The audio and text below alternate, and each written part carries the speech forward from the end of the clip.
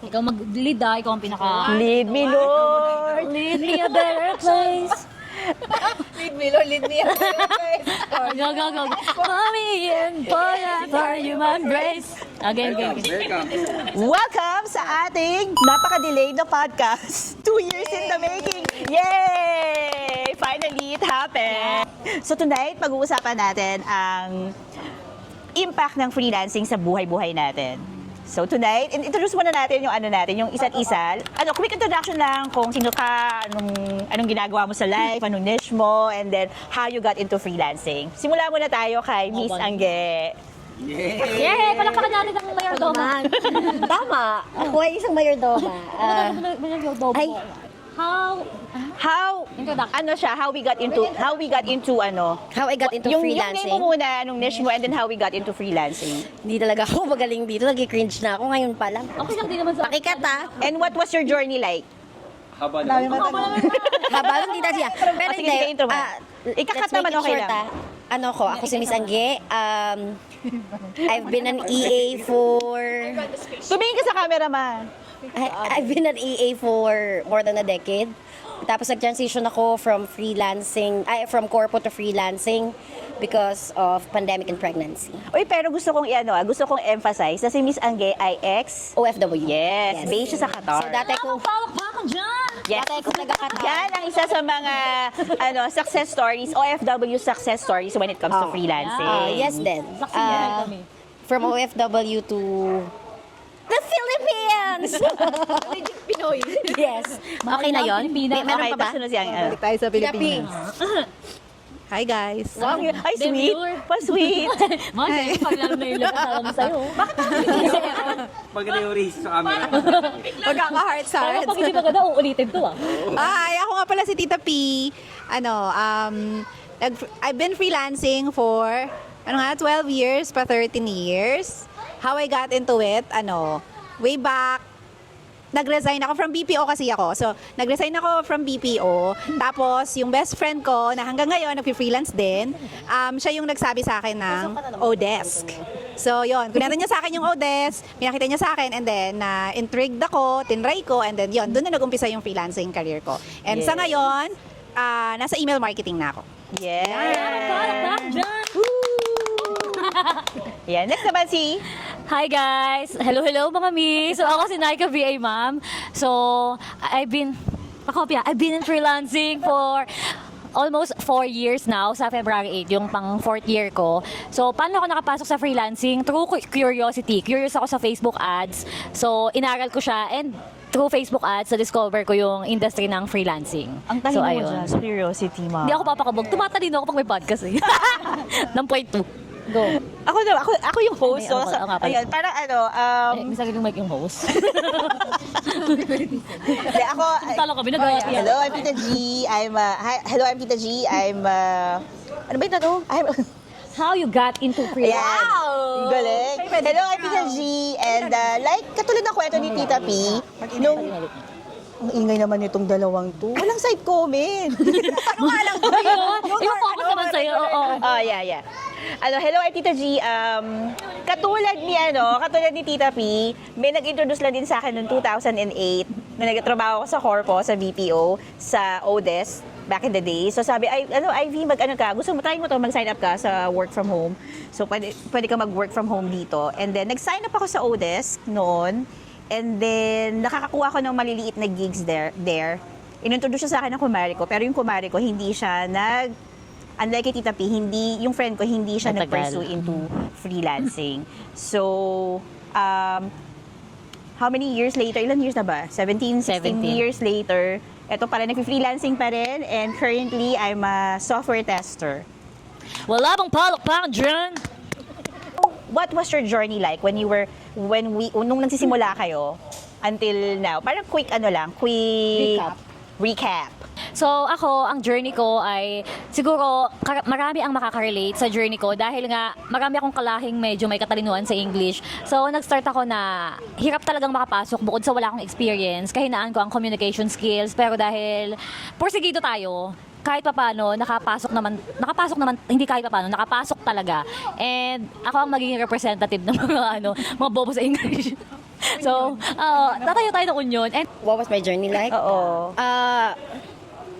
The transition wasn't hard for me. Ang pinaka, because first is, nag-research ako bago ko pasukin kung ano yung gusto kong pasukin.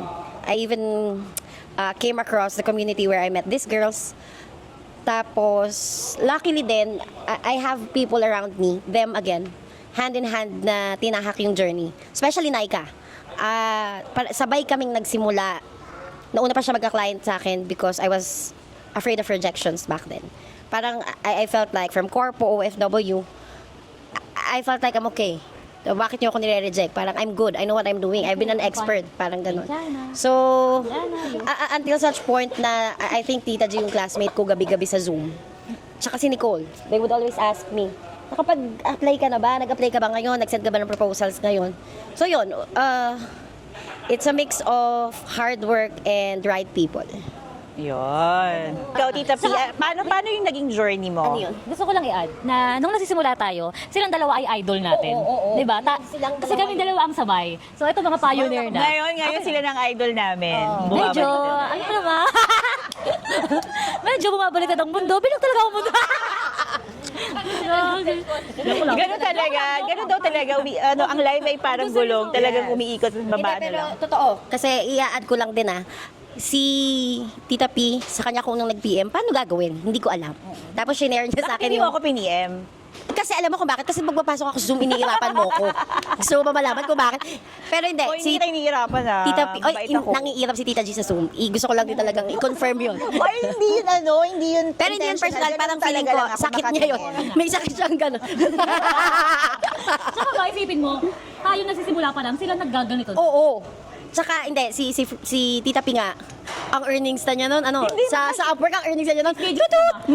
Saka kayo ni Tita P, magkakilala na kayo eh. Classmate kami pala ni Tita P. So, Pero ang tagal nating hindi na... oo, ang tagal.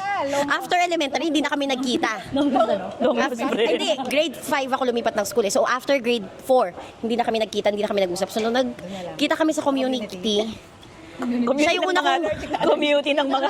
Community lang. Hindi. Sa kanya ako nag-PF, shinare niya sa akin yung Mami, Upwork umiiyak. niya. Tapos, sabi pa niya, huwag mo to i-share sa iba. What was your journey like? Maano ba siya? journey was Easy? eme-eme? Nung una, it was lonely. Iyak ako. It was lonely siguro mga first few, yung 10 years, yung unang 10 years. Kasi wala akong, yung best friend ko, si Cheryl Estate siya eh. So parang bihira rin namin pag-usapan napapag-usapan namin pero not so much na nasa yung parang feeling namin kasi meron kaming friends na not freelancing. So parang pag pinag-usapan siya, it's not, ganun. Parang pag magkakasama kami, very minimal na mapag-usapan yung freelancing. So parang may sarili ka talagang... Totoo yan, oo. Di ba Kasi dati, ako, ang hirap pag-usapan ng noong freelancing. 2020 lang ako nagkaroon ng, hindi, nung nagkakilala tayo, 2021. Doon lang ako nagkaroon ng virtual friends. Na hindi ko alam na posible palang mag-work ka, meron kang virtual workmates na kahit hindi mo sila katrabaho talaga, pero meron kang kasama nagkatrabaho. Kaya kasi ang May kasama kang nanonood. Naiiyak siya! Hindi na ako naiyak. Tutok lang ako. May kasama kang nanonood ng movie. Kasi feeling ko privilege tayo sa ganung kasi Pakisabi nga ulit yung privilege. Kasi sa mga Reddit, usually, nagiging laging yan napag-uusapan na work from home is lonely. Hindi siya as glamorized kung paano siya i-portray ng mga May content creator. di ba? Parang lagi nilang sinasabi na parang if merong ibang misconception na if extrovert ka, baka hindi daw mag-work ang freelancing for you. Kasi Yeah. merong ganung misconception nga na parang hindi lahat pwede mong kausapin about freelancing, yung ganon. Pero yun nga, yung sa akin, the first few years, it was parang ako lang, sariling sikap. Ang nakakausap ko lang, kwentuhan ko lang, asawa ko lang, ganun. Pero wala yung parang common, yung mga friends mo na nakaka-relate sa'yo, ganun. Oo. Until na, yun nga, nakapunta kami sa isang community na biglang, ay, pwede palang meron kang friends. So, pagkatapos nun, naging mabilis. Parang ang bilis ng pagbabago after that. Nung meron ka ng mga kasama, meron ka na nakakausap, mai-inspire ka sa kanilang kwento. Doon ako nag-umpisa na magbago na ng niche, mag-try na, totoo. mag-risk na mag-change ng way ng paghahanap ng client, nagkaroon ng courage na try na mag-charge ng higher, yung ganun, doon after 10 years na. And then, ayun, very rewarding kasi nga, yung sa pagiging nanay ko, doon pinakamalaki yung impact ng freelancing sa akin. So, ganun yung naging journey ko. Pero totoo yun, Tita Pia. Kasi ako, kung isa yun, naging lonely and then naging rewarding siya at the same time. For me, freelancing, my journey sa freelancing was very slow. Kasi from 2008, full-time ako ng 2011, parang ang slow, feeling ko ang slow nung growth ko kasi nga nakulong lang ako sa sariling bubble ko. Hindi ko alam na pwede palang mag-upskill, pwede palang ganito until na-introduce ako sa ibang tao sa community na which is what after more than 10 years ko pang nalaman yon. Pati yung lakas ng loob para kumuha ng magtaas ng rate, mag-negotiate, natutunan ko lang after na nabilong ako sa right people. Right, I mean sa nabilong ako sa virtual friends ko and sa community na posible pala yun. So for me it was slow growth. Kasi nga 'di ba pinag-usapan natin na sa Bora tayo na parang ang swerte nung mga 18 years old ngayon, yung mga kasi ako nung nag-freelancing na 'di ba? Kasi when I started freelancing I was already wag naman. I was already 31 or 32 noon eh. Ah, talaga? Oo. 43 minus 60 mali yung 27 ka pala. Ay, oo pala. I mean, nung nag-full-time ako, 31, 32. Pero nung nagpa-part-time ako, 28 yata ako nung time na yun. And then, nung nag-full-time ako, 31. So, parang, magkano na kinikita ko nun? Wala pang $2 per hour ako noon. So ngayon, 'di ba, yung mga 8 years old, 20 years old, nakakapag-charge na sila and then alam mo 'yun, kaya ang swerte ng mga ngayon nagfi-freelancing na mga bata pala nag-start sila. Paano nabago ng freelancing ang buhay ninyo? Ang gaganda ng mga kwento natin isa't isa. Iuhuli natin si yung talagang alam namin may pinakamalaking naging impact sa life eh. Ako, paano nabago yung freelancing ang buhay ko? Okay lang mag-iyak para mas marami views. Iyak mo yan, itodo mo. Okay, sige, simula tayo sa akin. Tapos ganun ba yun? Ita-thumbnail ko yan. Patigin. Pakika pala yung luha. Ang question pala dito, freelancing is not about just working from home. It can change the whole lifestyle. Has freelancing given you more freedom or stress? Doon muna tayo. Has freelancing given you more freedom ba or naging stressful siya sa'yo? Paano mo siya nakikita? More freedom or more stress? Actually, more freedom, but it doesn't mean na walang stress. Kumbaga, kung magko-comparison tayo, syempre, nandun tayo sa more freedom para sa akin Round table discussion na lang to. May freedom syempre, pero hindi naman ibig sabihin walang stress. Kasi feeling ko naman, freelancing or not, nasa corpo ka, nasa Laging may whatever job or whatever business or whatever, kung anong tinatahak mo sa buhay, lagi namang may stress. So, yung freedom, yun yung pinakamalaking bagay na talagang na e-enjoy ko right now. Freedom sa maraming bagay, sa maraming aspects. Freedom pagdating sa oras, freedom sa choices. Yun yung Pero pinaka-importante yung sa freedom sa oras, yung iba walang freedom sa oras. Parang yung iba naging mas... Pinahiringan mo Oh. ba? Hindi.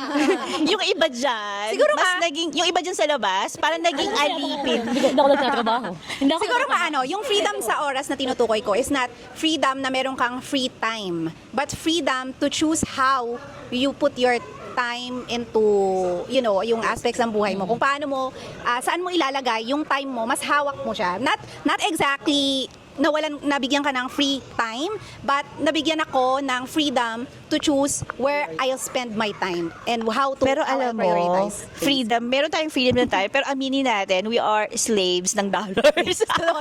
Kasi para ma-feel mo yung totoong freedom, kailangan mo talaga ng dollars eh. Oo. Kasi malaya ka na, nakatunganga ka lang. Kailangan mo ng pera talaga eh, para Hindi ko ma-feel mo. matawag na time freedom where I am right now, wala akong time freedom. What I have is freedom to choose my priorities. Kung itong araw na to, ang priority ko ba ay trabaho? Bukas, ang priority ko ba ay pamilya ko? Bukas ay podcast. Oo. Ngayong bang gabi, ang priority ko ay mag-podcast kesa makipag-meeting. I have at this point in my life, I have the freedom to choose and cancel meetings. Yon, nandoon ako sa point na yun, siguro. Pero yung tatanungin mo, more stress? Yes, more stress. Bakit mo? So, hindi Wala ko akong siya masagot eh. ma-equate na, hindi mo siya it's two different, it's apple and oranges. Yeah. The time freedom the freedom that I have right now does not equate to lesser stress. Actually, yung maraming freedom or mas maraming stress. lalo dun sa journey tinatahak ko ngayon sa freelancing, Oo. sobrang dami ng stress.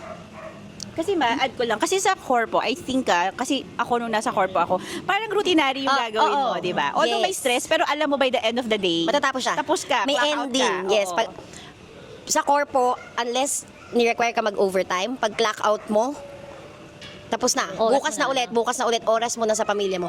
That is also my problem. Pero I think that can be a different topic. That's also my problem because sometimes I forgot the fine line or I cross my own fine line sa boundaries ko ng work at Oo. personal time. Totoo yan, totoo yan. Kasi kahit ako na-experience ko yan eh. Pero minsan, andyan si Tita P na parang, Siya ang idol sa Oo, time priorities totoo. talaga. Para andyan si Tita P magre-remind sa amin na parang, bakit ka nga ba nag-freelancing? Kasi gusto mong, parang gusto mo makita yung, kasi yun ang common, namin siguro yun ang common Motherhood namin ang common na denominator. gusto naming makita ang mga anak namin na umiiyak. Sino ba ng guest? Ayan. Ayan. Oo, lalapit sila. Kanila kapag- Oo, yung gusto namin silang masubaybayan. Pero sometimes, nade-derail tayo sa ano na yun eh, ano ba yun, sa kung bakit tayo nag-freelancing, nade-derail tayo. So, ano siya, parang work, tapos wala nang oras, hindi mo na work. Tapos, hindi na natin, nawawalan na tayo ng oras dun sa totoong dapat, di ba? Sa reason natin. So, minsan, andyan si Tita P, magre-remind, hindi mo na sasabihin eh, pero, her existence will remind us na, Parang bakit? siyang konsensya. Oo. May kanya-kanya tayong konsensya eh, di ba? May kanya-kanya tayong konsensya. Oo. Pero ako lang Konsensya na isa't isa. Ganon. So, madederail ka talaga and then merong isa or merong magre-remind sa'yo, bakit ka nag-freelancing? Go back to your why. Kasi gusto mo makita yung mga anak mong lumalaki o hina-hina sa pagtatrabaho. Alam mo Ano ba? namang question? Alam mo ba, si OC sabi niya sa akin nung isang araw, na medyo na-touch ako. Sabi niya, Mami, why don't you try to work less? So that we can stay together, more time together, ganun siya. Tapos nag-sorry na lang ako sa kanya. Parang na din ako. Kasi nakita niya talaga yung work, Oo. kung mag-work eh. Kapoy na. Yung talagang hihiga ka na lang kasi mo ko pinagkakausap. Pagod na ako. Ano nang tanong? Has freelancing given you more freedom or more stress? Ako kasi, as a person na galing sa casino na 24/7 nag-ooperate, holiday, Pasko, Bagyo, lahat nag-ooperate. Parang ang closing time lang ng casino is mga 5 hours. Basta less than 10 May hours closing hours ba ang casino? ng Friday, Good Friday. Ayun lang. Ayun lang. Sa buong taon? Oo, sa buong taon, ayun lang. My So, gosh. ako, nung wala pa akong anak, lagi akong naka-duty ng Pasko, bagong taon. And nakikita ko sa mga ka-work ko na mga nanay na umiiyak talaga sila sa table kasi may mga times na tatawag yung family nila o kaya nag-break sila yung anak na to nasa ospital kailangan niyang mag-emergency out o kaya early out para mapuntahan yung anak niya pero may mga instances na hindi pwede kasi hindi mo pwedeng ibakante yung table mo napakahalaga ng tao sa casino So as a person na lumaki na namulat sa ganung industry tapos nung sabi ko gusto ko nang mag-anak parang ayokong ma-experience yung ganun so ang laki talaga ng impact sa akin na siyempre bias ako kasi nga ganun yung environment ko. Talagang freedom talaga yung nabigay sa akin. Pero hindi ibig sabihin nun walang stress. Kasi talagang may mga stress. Pero alam mo yun, may choice ka na. Unlike dati na nakakulong ka lang dun kasi wala kang choice eh. Kasi kailangan mong kumita. Pero ngayon, kumikita ka at the same time, yung may time freedom ka talaga sa anak mo. Lalo na sa sa ginagawa ko sa mga clients ko na hindi naman talaga alam mo yung hindi nakakapagod sa utak, ganyan. Talagang pwede kong iwanan anytime, tapos maglambingan kami, gano'n. Pero hindi siya yung nung nakalaya ako sa casino, parang, wow, ganito pala ang life. Kasi dati wow, diba kasi, ganito pala ang life. Kasi, dati mag-ESM lang kami, manonood lang kami ng CD. Nagpapacheck up pa ako para lang magkaroon ako ng MC. Hindi ko ma-imagine na kapag magpapacheck up yung anak ko, kailangan ko pa ng MC ng sarili ko. Kapag, alam mo yun, may mga sakit siya, hindi ako present kasi hindi ako pwedeng mawala. Alam mo yun? So, ayun yung impact sa akin ng freelancing talaga. Kasi nung nagsimula talaga ako, hindi ko naman talaga in-aim na, ay siguro malaki kitaan dito. Kasi hindi ako namulat sa ganung Nung nagsimula ako, hindi siya ganun ka-hype na 6 digits. Ang na-hype sa akin nun, sa bahay ka nagtatrabaho, naaalagaan mo yung anak mo, ganyan. Pero may mga times na, nung nandun ako sa journey na yun, na-realize ko na, hindi pala siya hindi pala totoo yung laging sinasabi na time freedom. Kasi, for example, di ba dalawang hinahabol? Time freedom tsaka financial freedom. Kakahabol mo ng financial freedom. Parang, nakakalimutan mo, ay, yung time freedom yung goal ko eh. Pero dahil nagiging, lalo na pagbago ka, nakakatikim ka ng dollars, parang feeling mo, Sige ka. oo, tsaka parang feeling mo, kapag nakatunganga ka lang ng isang oras, sayang ang oras. Kaya alam mo ma, ayaw na ayaw ko nagtitiklop ng damit eh. Parang Kasi imbes nagtitiklop ako ng damit, tinatrabaho ko na lang siya. Kumikita Yun ang ka, lagi kong oo. nasa isip talaga. lalo na, siguro, oo, parang feeling ko lahat ng bago, mai-experience yung magiging ano ka sa pera. Yung parang, ay, sayang yung oras ko. Oo, parang nagkaroon na yung anything na gagawin mo, nagkaka-value na. For example, instead na nagne-Netflix ka dyan, wala kang ginagawa, parang isipin mo, di ba na, uy, $20 per hour, $25 per hour. Huwag na, tatrabaho ko na doon na ako magne-Netflix. Parang gano'n, di ba? I-convert mo pa sa peso yun. Parang, Oo. ay, ang laki na sayang. Sige na, work na lang ako. Hanggang sa na-addict ka na, pero dadating yung time na mabiburnout ka and makirealize mo talaga na hindi laging pera-pera. Oo, tsaka parang, hindi, parang bigla ka mapapa-atras sa nakikita Meron mo tayong naman. director. Yeah. Oo. Overdrive. Hindi, kasi parang... Hindi mo sa akin mga idea mo. Parang, Hindi kasi saka isa din pa kasi, nakaka-addict kasi siya. Kasi parang nararamdaman mo na Adik pala to. nararamdaman mo na unlimited pala yung posible mong maging income sa pag-freelancing. Kaya magtatrabaho ka na magtatrabaho kasi magtatrabaho kasi ano eh. oras pa. Oo. Because it's limitless. Oo, yun. Na nawawalan, ikaw, mawawalan ka ng limit sa sarili mo. Yeah. Tapos, feeling mo lagi, parang, this will be a hot take. Kasi overwhelming talaga pag transition mo ng freelancing eh. Totoo. Sa bahay ka, nagtatrabaho ka, kumikita ka ng dollars. That's it eh. So, overwhelming siya. So, may tendency, and it's human nature, na pag na-overwhelm ka, you feel high. Parang feeling mo high value ka. Nakaka-addict nga, So, imbis na yung isang oras ko, $20 to, hindi ako dapat naiipit sa traffic. Isang oras to, $20 to, hindi ako magne-Netflix lang, magto $20 lang. Kuha pa ako isang client kasi meron pa akong 3 hours. Kaya ko pa kumuha ng part-time kasi. And it's personal experience because I had 2 full-time. Parang last year lang, 2 full-time. Hanggang sa umiyak na talaga ako. Hindi. That's why I do not encourage but I don't discourage because sometimes ikaw lang makakakilala ng Totoo, sarili mo sa totoo. yung limit mo eh. So ikaw ang makakapagsabi kung kaya mo or hindi. Yes, yes. And ikaw lang din because I have friends. Hindi nila ini-encourage, especially Tita G. Huwag ka mag full-time, bakit ka nagdalawang full-time? Hindi, kaya ko, okay lang ako kasi nabobore ako, wala akong ginagawa. Until such time, sabi ko, Tita G, ako lang magre-resign. Oo. Yan yung sinasabi ko eh. Parang hindi Sige. ko ini-encourage. Sige, pero kailangan, kasi yung iba, hindi mo matututunan unless Hanggat di ka napapasok. hindi mo naranasan. Totoo yun. Hindi sila makikinig. Unless na ikaw mismo, ay hindi, kaya ko yan. Saka Kaya ko ikaw, yan. kung hindi mo kaya, it's not for the weak, Oo, di ba? ganon. Pero, sige, para ako, antay ko dyan, sige, hayaan mo. Sige, okay, sige. Ranasin mo. And Pero- then, ikaw magsabi sa sarili mo kung kaya mo or Pero hindi. again, merong mga taong kaya yun. And Kaya, mate, mga kaya. saludo talaga. Oh, we don't have anything against sa mga taong kaya Na ginagawa yun at Oo. kaya yun ah. But me personally, I thought I can until such time, sabi nga ni Nicole, it was energizing until it's overdriving, until it's crazy. Oo. Until it's messy.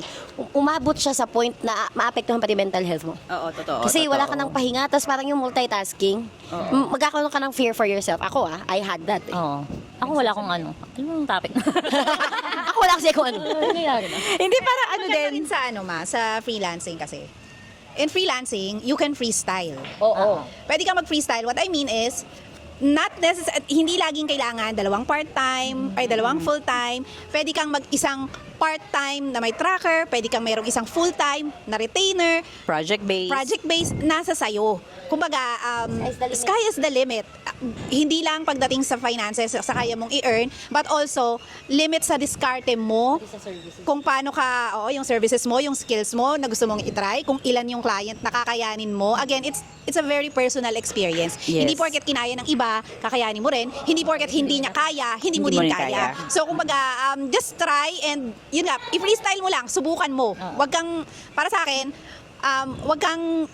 wag mong ilimit yung sarili mo na wag kang matakot dahil hindi nag-work sa iba. Subukan mo. Try mo. Kapag hindi mo kaya, edi try Oo. another style, try another setup, ganon, di ba? Oo. Kung ano lang Hindi, yung iba mag-work din sa inyo. yung iba naman natututong they work smart instead of they work hard. And there's nothing wrong with that, no. Natututo silang mag-delegate sa ibang tao.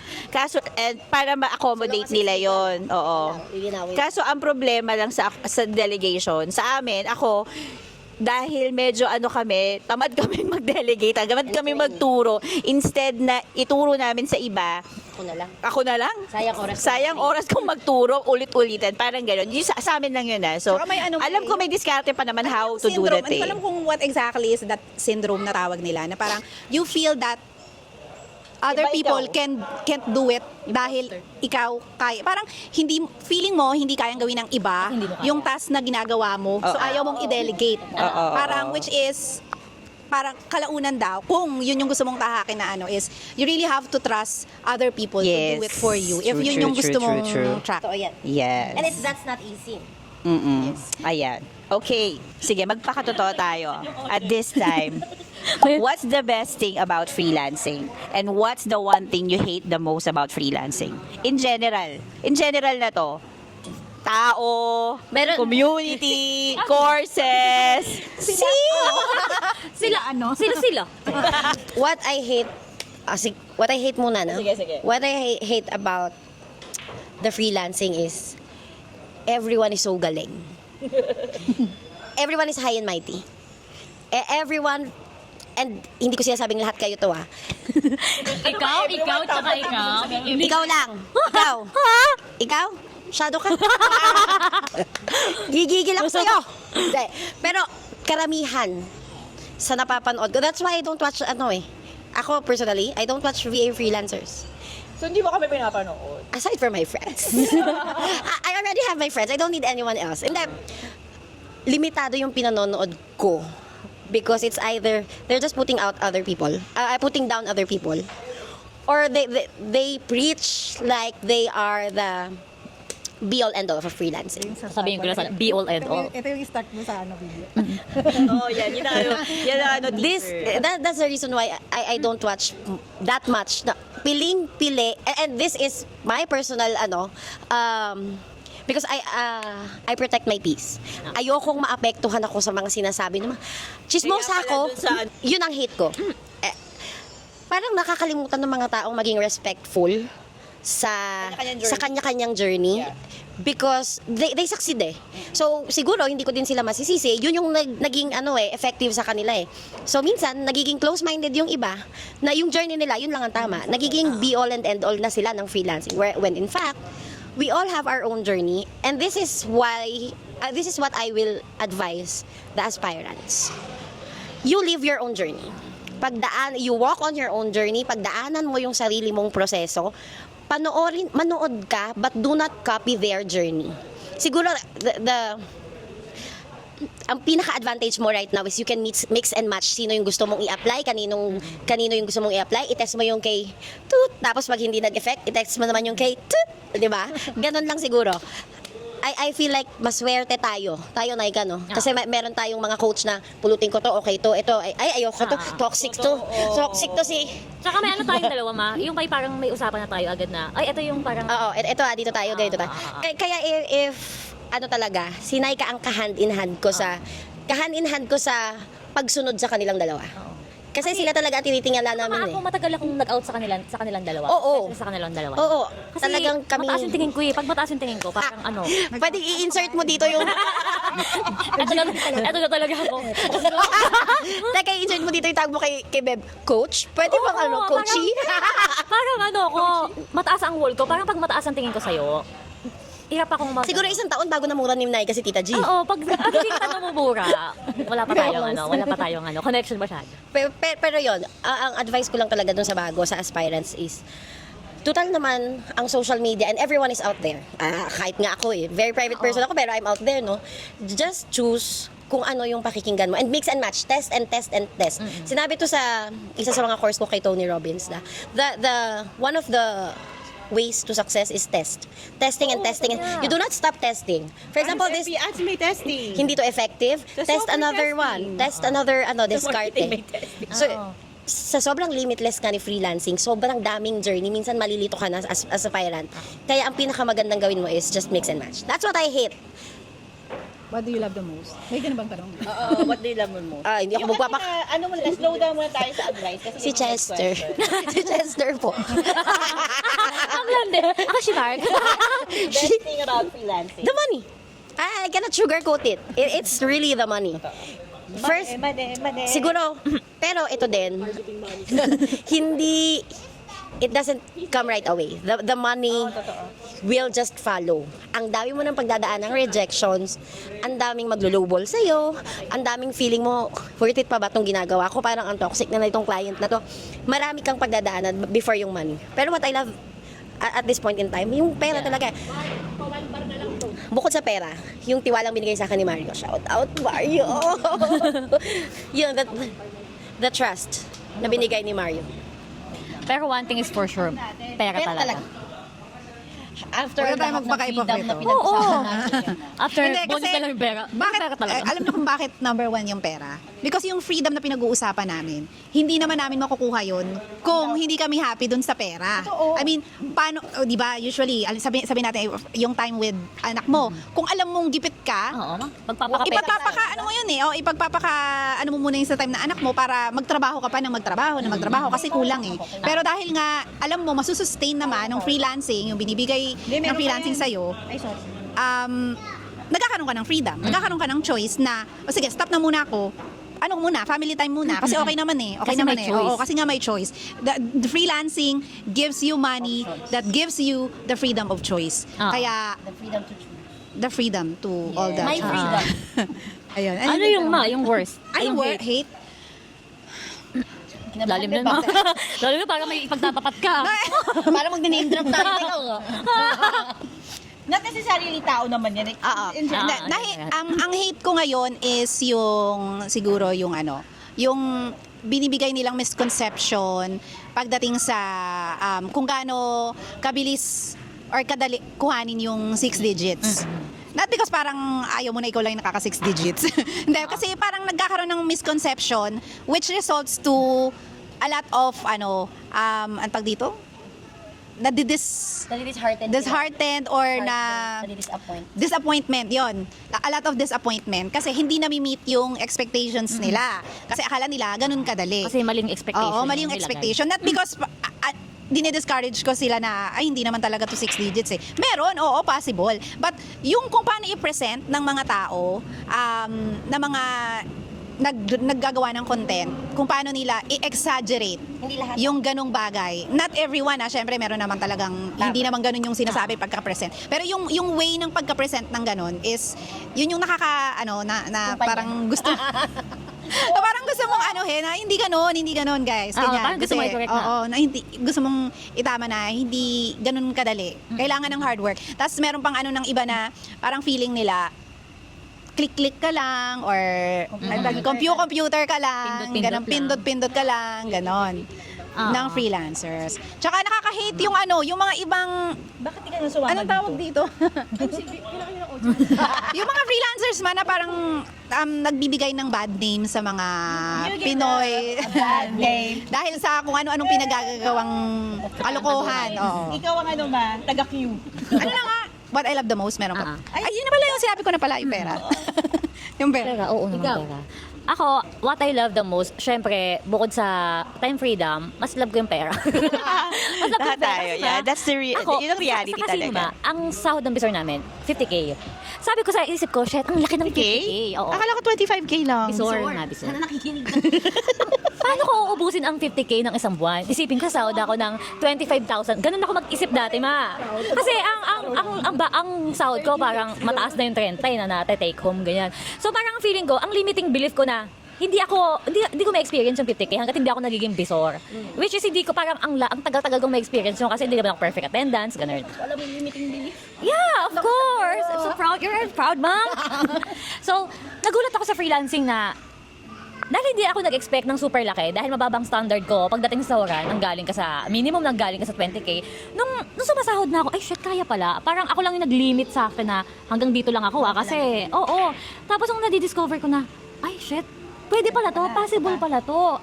Tsaka bukod sa pera ang laki talaga nang nawala sa limiting belief ko na hanggang dito lang ako. Kasi dati, hindi ko kaya to kasi hindi ako magaling mag-English. Hindi ko kaya to kasi wala akong experience sa corpo. Hindi ko kaya to kasi hindi ako magaling sa Excel. Pero nung, alam mo yung habang tinatawid ko tong journey na to, may mga naaanla ka na, ay kaya naman pala eh.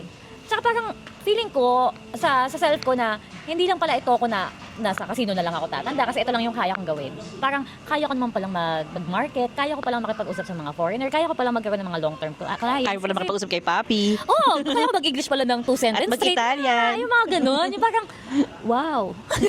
Ito pala ang moment. Nag-success ka. Oo, yung parang nag-success ka.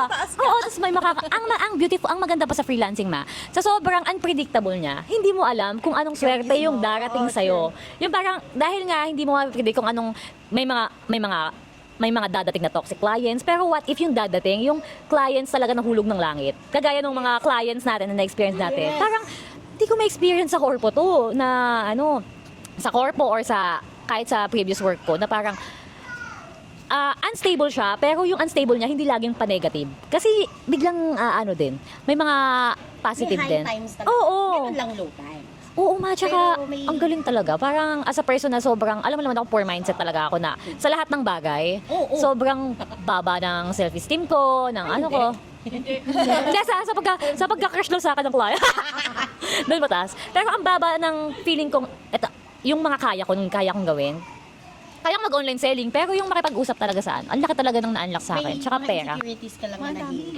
Yes, Oo, na correct. feeling ko, hindi ko na mahihil yun forever. Pero ngayon nahil ko. Pero na-heal mo. Oo. Pero anong hate mo? Ang hate ko, ang hate ko, siguro, yung maling pag-market. Yung ating producer. Oo. Producer audience. Yung maling pag-market, and yung mga nakikita kong iba, kung paano nila literal na inuuto, yung mga newbies. Pangalanan ko pa. na parang ginagawang, Pinangal mo yung na parang ginagawang, syempre newbies, wala masyadong Cash cow. idea.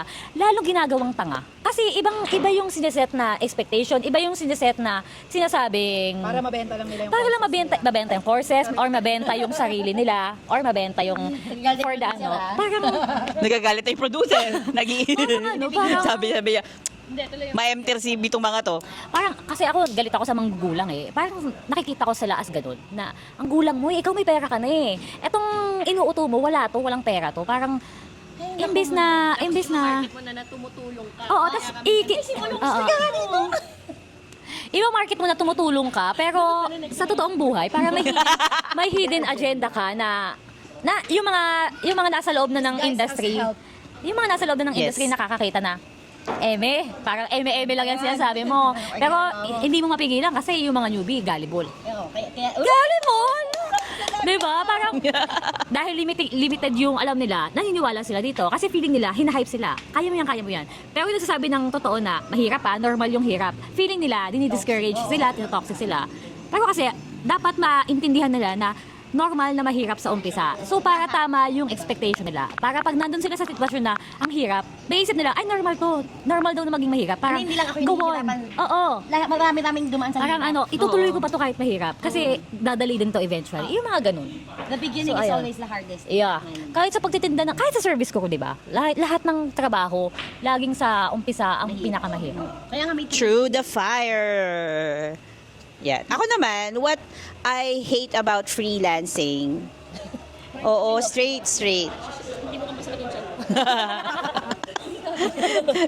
Gagi seryoso. Ako, what I really love, what I hate about freelance. Ngayon yun na naman, nagagalit na yung senior. What I hate about freelancing is that aminin natin, yung wala siyang kasiguraduhan. Kasi I hate, guys, Ang safe? I hate what you hate too. Yung mga sinabi nyo. Pero ako, ang really hate ko talaga is yung wala siyang hindi controversial. kasiguraduhan. I-edit out mo na lang. Parang uniform. Wala siyang kasiguraduhan. Nagmukha na naman ako masama. Parang, alam mo na, parang ngayon at my age na I'm this age, I'm this old. Parang iniisip ko, shit, hanggang kailan ako mag-freelancing? Parang, at 53 years old or magsi-60 ako, mag-freelancing din pa ba Pero ako? di na tanong ko ha, do you see the end na? Are you seeing the Hindi end of pa, your hindi journey pa. sa freelancing? Habang lang, liliwanagin ko. hanggang naalala ko pa yung password ng computer ko, ma. So, Parang yun ang parang yun yung ano ko talaga is kasi 'di ba sabi ko sa inyo parang meron akong moments na parang naaangsi ako nung na past few months Lagi na, naman. na na hanggang kailan ako mag-freelancing. Mag-freelancing pa ba ako? Kasi or next year ba may mga projects kami sa software testing or baka matsugi na ako. Parang mas maghahanap na naman ako kasi at this point of my freelancing career, stable ako. May stable ako na 14 years na client, may stable ako na 3 years client. Wala akong need na maghanap ng iba. And I'm parang okay ako dun sa dalawang stable ko na client na yun. Okay ako, nagagawa ko yung gusto kong gawin. Pero nandun pa rin sa likod ng utak mo hanggang kailan. Kasi hindi ka sigurado. Kasi, one morning you can wake up, wala ka ng access for some reason.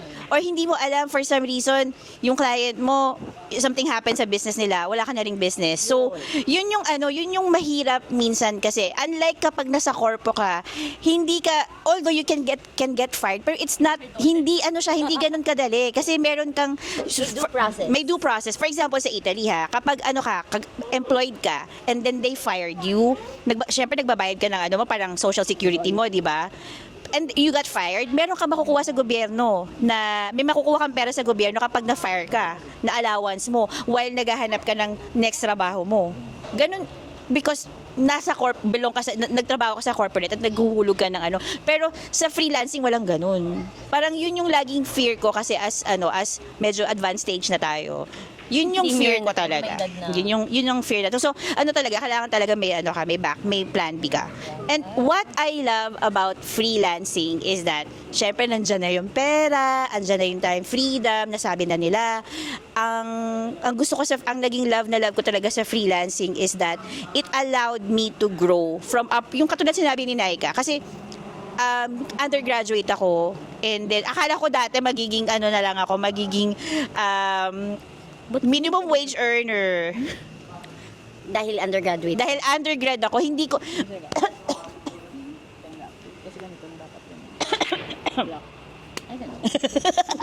Sorry, may comparing notes kami. Sensya, nagulat kasi ako, green pa rin yung kanya. So, Alam mo, Tita Jill, parang mga sagot mo na yan, parang ang sama namin, mukha kaming pera, hindi ka Hindi, controversial. Charot lang. It allowed me to grow to this person na hindi ko akalaing magiging ganito ako. Kasi dati nung nagko-corpo ako, parang feeling ko magiging agent na lang ako for the longest time. Kasi parang feeling ko hindi ako mapapromote na TL, hindi ako mapapromote na sub kasi undergrad ka, ganun. Hindi ko inakalain na magiging ganito ako over time. Hindi ko talaga in-expect. Kasi ang pangarap ko lang naman dati maging flight attendant Maikwento mo yung insecurity mo dahil Undergrad. yung mga classmate mo manager. Kasi yung mga classmate ko managers na sila, tapos Ikaw. director, tapos ako agent sa VA ka, tapos nag-VA ka. Tapos nag-VA ako, tapos parang Hindi kasi senior na siya, pinapaalala ko lang. May dementia. tapos VA, tapos parang tingin nila sa VA na parang Petics. petics lang daw ako. Ikaw na ikaw na. Parang utusan ka. Oo, parang ikaw na lang hindi ganoon, ma. I Pinipindot think ka lang eh. Marami kan time, gano'n. Parang sa bahay ka lang naman Ikaw na mag-organize, parang gano'n. Ang nakakatawa ang tingin ng tao hindi nakakapagod yung trabaho natin. Oo, kala Doon nila ako petics ka lang talaga. gigigil. Yung parang, ba't ka mapapagod? Nasa bahay ka nakaupo, computer. So, yun nga, from that, naging pag sinasabi ko, software tester ako. Yes.